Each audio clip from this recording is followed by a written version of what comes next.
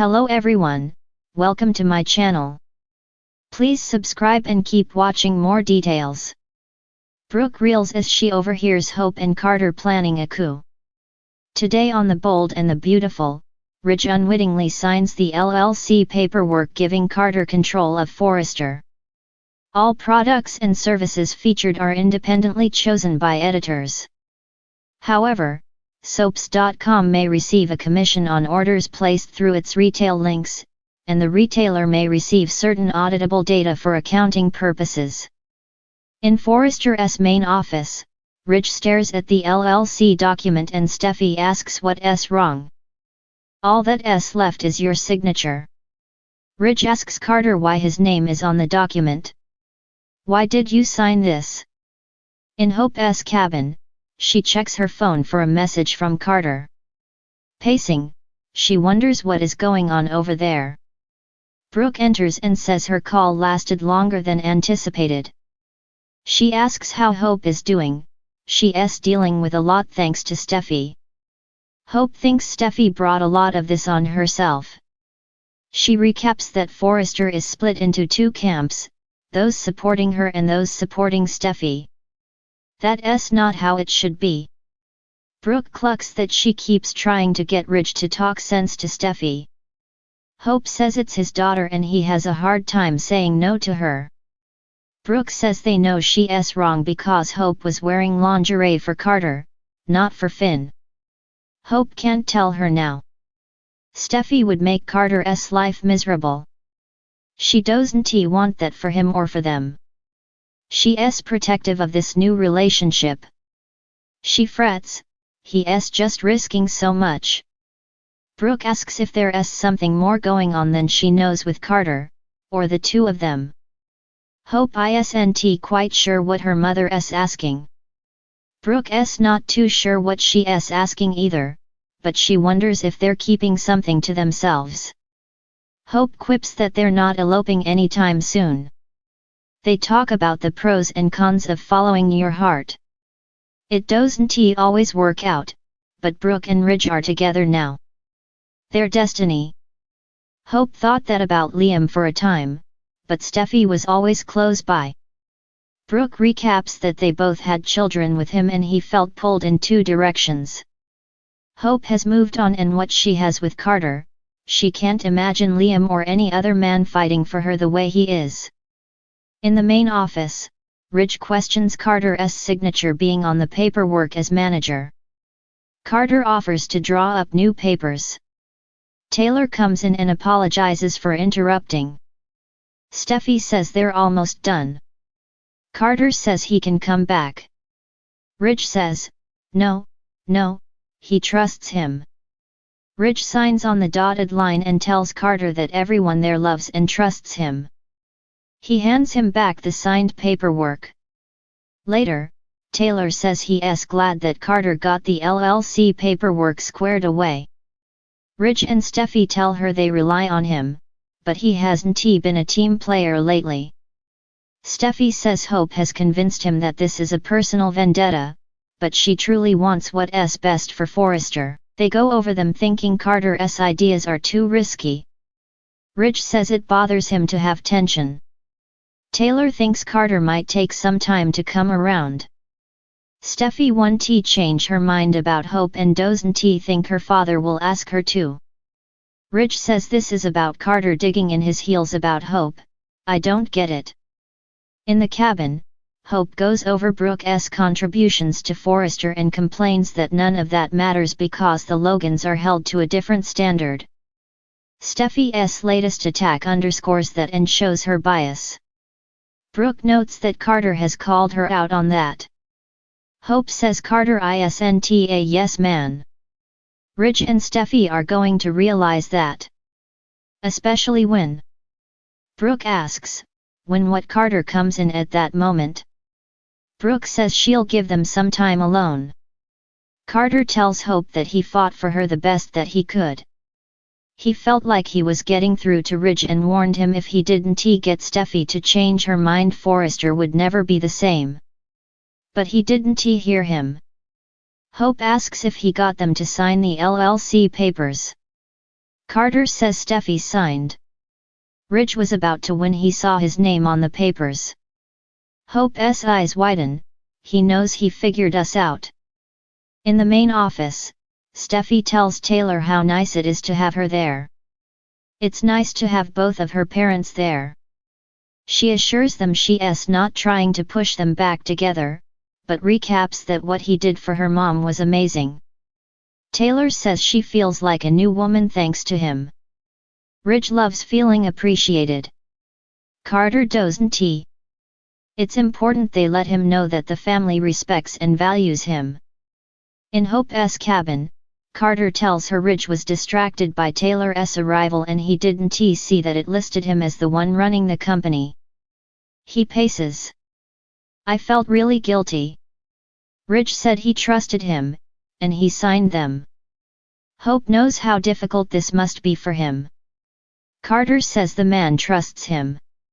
Never in a million years would Ridge imagine that he could do this to him, to his family, and to the company they love. But then he thinks about how Hope was let go. Hope for the future should have been supported, not axed. He takes out the papers and isn't sure. Hope admits she's not exactly comfortable with this either. But they tried to find middle ground and Ridge and Steffi, the high and mighty Forresters, refused. They don't get to sit on the throne anymore. You do. Carter, you could be the one running Forrester Creations. In the main office, Steffi muses that Carter is responding to Hope acting like a damsel in distress. Ridge says he's still a good friend to him. He's someone he can count on and trust. In Hope's cabin, she frets that Carter is risking everything. She just wishes the Forresters would come to their senses. Carter tells her that Steffi called her a bitch to his face. She's making this personal and it's wrong for him to sit back and let it happen. But it comes at a price. Ridge is like a brother to him, and the Forresters are like family. Brooke walks up to the door in time to hear Hope say, "You could be in control now." She listens as Carter tells Hope he can bring her back and reinstate her line. He can turn Forrester into the kind of place where everyone has a voice, even the Logans. He can make sure that her family gets their due. He wonders how Ridge and Steffi can't see it. Hope inspires so many, me most of all. You said you believed in me. I love you. That's why I did what I did. He'd be lying if he said he didn't have a giant pit in his stomach. Can we really do this? Can we turn Forrester upside down and take over? Ridge has no idea that when he and Steffi signed these papers. Hope says, they unknowingly gave control of Forrester Creations over to you. Outside, Brooke's jaw drops. Carter tells Hope if they do this, he'll bring her back. He doesn't want this to blow back on her, so it will be his choice, and his alone. Hope thinks he has a choice to make, kick and Ridge and Steffi out and put you, Carter Walton, in charge of Forrester Creations. Outside, Brooke reels. The Forrester estate was unusually quiet that evening, a stark contrast to the bustling energy of its usual high-profile gatherings. R.J. Forrester sat at his drafting table in his bedroom, a half-finished sketch of a sleek, modern tuxedo spread before him. He wasn't just Brooke Logan and Ridge Forrester's son anymore. He was carving out his niche, blending Forrester Creations' timeless elegance with his contemporary flair. Yet, tonight, his mind wasn't on design. It was on the mystery that had landed squarely on his desk. A crisp white envelope lay in front of him, adorned with an embossed crescent moon on the seal. It was the third one this week, and while RJ had brushed off the first two as harmless fan mail, the messages inside were beginning to feel personal. To the brightest star in the Forrester galaxy, the latest note began, written in a flowing, feminine script. Even the moon envies your light. Until we meet, I remain your Luna. RJ leaned back in his chair, holding the letter up to the light as if the faintest watermark or smudge might offer a clue. His thoughts darted to the Forrester Creations offices, a hive of creativity and intrigue. Could Luna be one of the models, designers, or interns, or was she an outsider, captivated by the Forrester name and allure? His sister, Hope, had been the first to notice the shift in RJ's demeanor. "You've been zoning out a lot lately," she teased earlier that day, perched on the armrest of his office chair. "What's going on? Are you designing a revolutionary new line, or is there someone special on your mind?" RJ had laughed it off, but his evasive answer didn't fool her. Now, staring at the letter, he wondered if he should have confided in her. Hope had a knack for unraveling puzzles, especially when they involved matters of the heart. The buzz at Forrester Creations. The next morning, the Forrester Creations offices were buzzing. Eric Forrester was overseeing the final fittings for a couture line, Steffi was juggling meetings with international buyers, and Thomas was sketching furiously in his corner. Amidst the chaos, RJ slipped into the design studio, the latest letter tucked discreetly in his pocket. His eyes scanned the room. Could Luna be here? Watching him from afar, a few of the models exchanged curious glances when he entered, their whispers faint but persistent. "Have you noticed RJ seems distracted lately?" one asked. "Maybe he's got a secret muse," another replied with a sly grin. RJ cleared his throat, breaking their whispered reverie. "Good morning, ladies," he said, flashing a charming smile that sent a ripple of giggles through the group. If Luna was among them, she gave no sign. Later, as he worked on his designs, Paris Buckingham sauntered over, her usual bubbly energy dialed up a notch. "All right, spill. You've got that something big is on my mind look," she said, plopping onto the chair across from him. RJ hesitated. Paris was trustworthy, but this felt too personal. Yet, before he could respond, a deliveryman entered the studio with a small package addressed to RJ. Paris's eyebrows shot up. Well, what's this?" The package contained a black velvet box. Inside was a silver bracelet etched with the same crescent moon as the letter seal. A note accompanied it, "For the dreamer who inspires the stars." "Luna?" Paris gasped. "RJ, who's Luna?" A web of suspects. The bracelet stirred a whirlwind of speculation in RJ's mind. Was this Luna's way of revealing herself, or was she playing a deeper game? The gift's craftsmanship hinted at someone with an eye for design, someone in the fashion world. His first thought was Zoe Buckingham, Paris's sister. Zoe had always been enigmatic, and though she wasn't currently working at Forrester Creations, she had a history of dramatic gestures. But Zoe was miles away, tangled in her own world. Then there was Charlotte, a rising star in Forrester's design team. She often lingered near RJ's workspace, her compliments laced with a subtle flirtation. Could she be Luna, or was it someone more unexpected, like Steffi's assistant, who always seemed to know more than she let on a chance encounter? That evening, RJ decided to take matters into his own hands. He visited Il Giardino, hoping the lively atmosphere might help him clear his thoughts or lead to a revelation. As he sipped his espresso, a shadow fell across his table. "Mind if I join you?" a soft voice asked. RJ looked up to see a woman he didn't recognize. She was striking, with dark hair that shimmered under the restaurant's lights and a confident, almost ethereal presence. She wore a necklace with a small crescent moon pendant.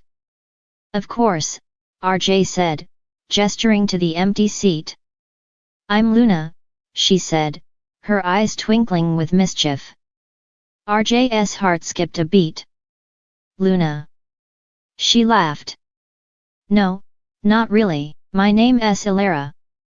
But judging by your reaction, I'd say Luna's been on your mind. RJ chuckled, relaxing slightly. You could say that. How did you know? Ilara shrugged. Let's just say I have an eye for mysteries. But don't worry, your secret's safe with me. The real Luna revealed as the days passed. RJ couldn't shake the feeling that Ilara was more than she seemed. She appeared at Forrester events, blending seamlessly into the crowd, yet always managing to catch his eye. Each new letter from Luna seemed to align with their encounters, further deepening the intrigue. One evening, RJ decided to confront her. Ilara, he said, cornering her at a gallery opening. Are you Luna? She smiled, her expression unreadable. What if I were? Would you want me to be? RJ hesitated. The letters had sparked something in him, a curiosity, a yearning for connection. But was it Ilara he wanted, or the idea of Luna? I think, he began carefully, I'd like to know the real you, whoever that is. Ilara's smile softened. Maybe you will. But for now, let's keep the mystery alive, shall we? The final twist. Back at the Forrester estate, RJ found yet another envelope waiting for him. This time, the letter was different. You're closer than you think, RJ. The moonlight always reveals the truth in time. Luna. As he read the words, a sudden realization struck him. Luna wasn't just a person, it was an idea, a muse, a source of inspiration. Whether it was Ilara or someone else entirely, RJ knew one thing: Luna had awakened a part of him he hadn't known was asleep. And as the Forrester world spun on, filled with rivalries, romances, and secrets, RJ smiled, ready to embrace whatever or whoever came next.